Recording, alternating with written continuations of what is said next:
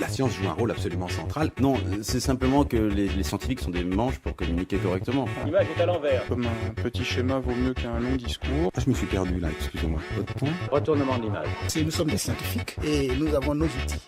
Lorsqu'on n'est pas scientifique, la vérité, on s'en fout. La science, c'est pas de pur savoir qui se promène dans les airs. C'est toujours dans des individus que ça se porte.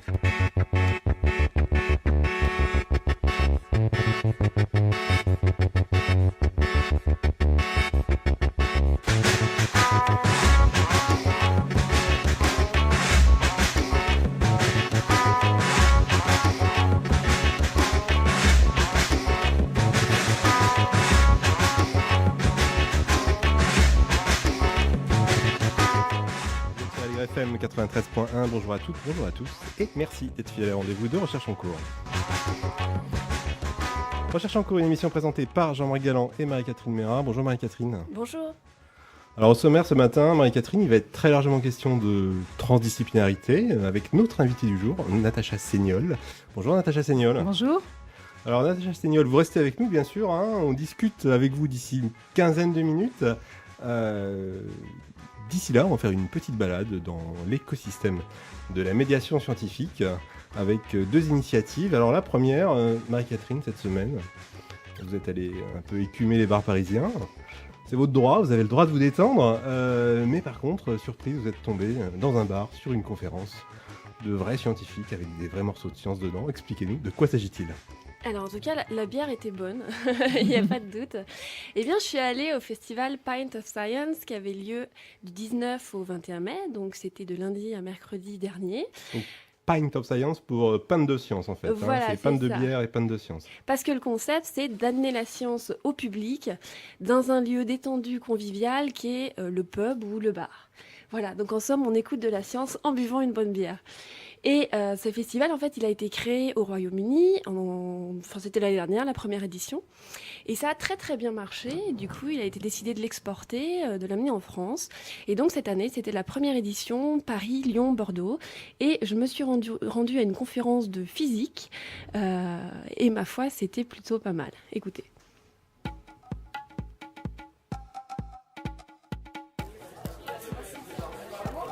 Bonsoir tout le monde. On est super content de vous accueillir ce soir pour la troisième et dernière soirée de la première édition de Pint of Science en France. Comment vous avez eu l'idée d'un tel concept ? Alors c'est l'année dernière que ça a commencé en Angleterre. Élodie Chabrol, présidente de l'association. Et en fait, c'est les deux créateurs qui ont eu la visite de patients dans leur laboratoire. Et ils ont vu à quel point les gens étaient vraiment intéressés par ce qui se passait dans les laboratoires tous les jours. Et ils se sont dit, plutôt que d'amener les gens dans les laboratoires, on va amener les laboratoires aux gens. Et quel autre endroit que le bar, qui est détendu, etc., pour leur montrer ce qui se passe. Parce qu'ils se sont rendus compte qu'en fait, les gens étaient intéressés par la science et par la recherche. C'est juste qu'ils n'avaient pas accès à ça.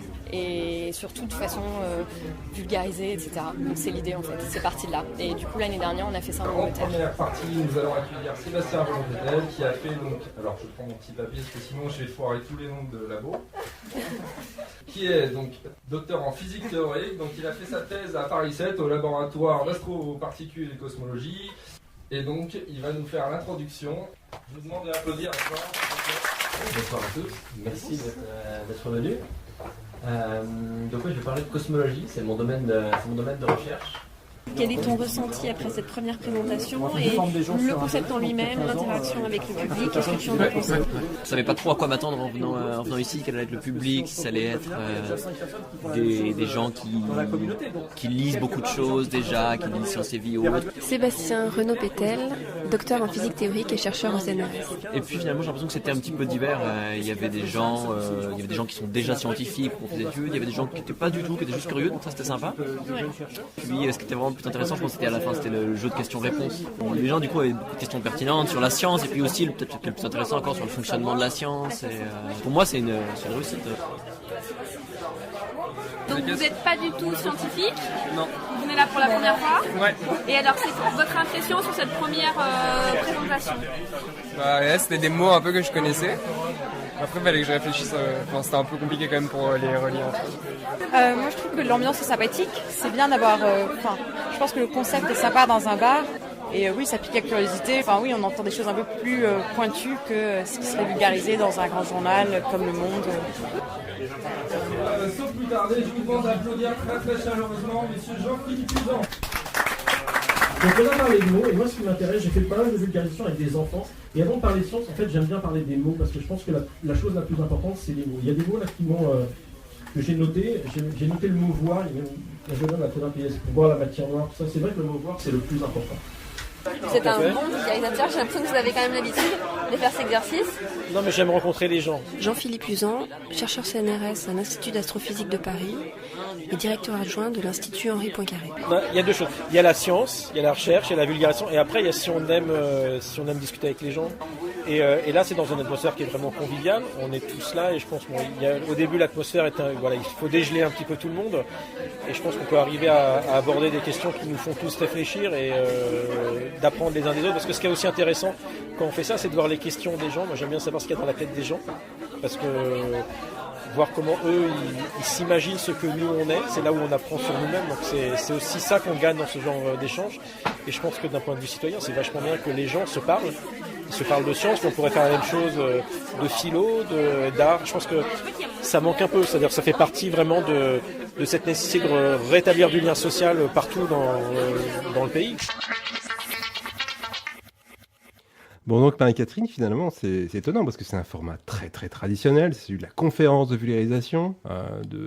Alors ça vient de ceux qui savent vers ceux qui ne savent pas. Qu'est-ce que ça change de faire ça dans un bar versus, je sais pas, dans un amphi, comme ça se fait classiquement dans les fêtes de la science, choses comme ça? Ce que ça change, c'est que ça crée beaucoup plus de proximité quand même, parce que c'est un cadre qui est détendu, on boit une bonne bière, on est plus prompt à poser des questions, on a moins de complexe à le faire, et puis le chercheur, il est là, il est à côté de nous, il n'est pas sur une estrade à 50 mètres, enfin voilà, il compte vraiment une proximité. Donc un échange quand même qui se crée. Et typiquement, Jean-Philippe Puzan avait démarré sur des remarques qu'avaient fait les auditeurs à partir de la première conférence. Donc non, il y a vraiment un échange qui se crée, ça fonctionne. Donc un échange sous forme de quoi? Sous forme de questions, sous forme de discussion un peu plus ouverte à la fin? D'abord ça prend quelle forme? D'abord sous forme de questions, ouais. Après le premier exposé ou conférence, mais conférence c'est un grand terme parce que finalement ils n'avaient pas de PowerPoint, c'était très libre, il y avait un vrai effort de vulgarisation comme ça tout seul avec son micro, enfin c'était quelque chose. Et puis donc oui, à la fin, un des organisateurs demandait est-ce que vous avez des questions, mais très vite finalement on avait cet échange-là entre le public et puis les personnes qui présentaient.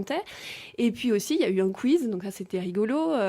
Toute la salle devait répondre à des petites questions de science. Et puis là, typiquement, ça a créé vraiment des échanges. Et même entre les gens entre eux, on regardait la personne à côté, on lui demandait qu'est-ce que t'as mis toi, etc. Donc c'est très sympa, ça crée du lien social. D'accord, donc il y avait un chauffeur de salle qui avait pour fonction d'organiser le quiz. Ok. Et alors, est-ce que le public présent dans ce bar, est-ce que c'est le même public que celui qu'on trouve finalement à la fête de la science, dans les format plus traditionnel, on va dire? Ça, je ne sais pas. Et peut-être un petit bémol, mais qui est sans doute lié au fait que c'était la première édition. Moi, j'ai eu l'impression qu'il y avait quand même pas mal de scientifiques, c'est-à-dire des personnes qui avaient fait des études supérieures en sciences.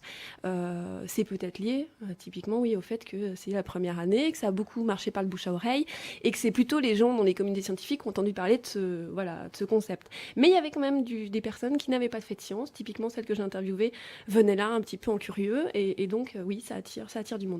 Donc plus des scientifiques que des piliers de bar, en fait. Hein. Peut-être. On peut être les deux aussi. Merci Marie-Catherine. Alors on va rester dans le monde.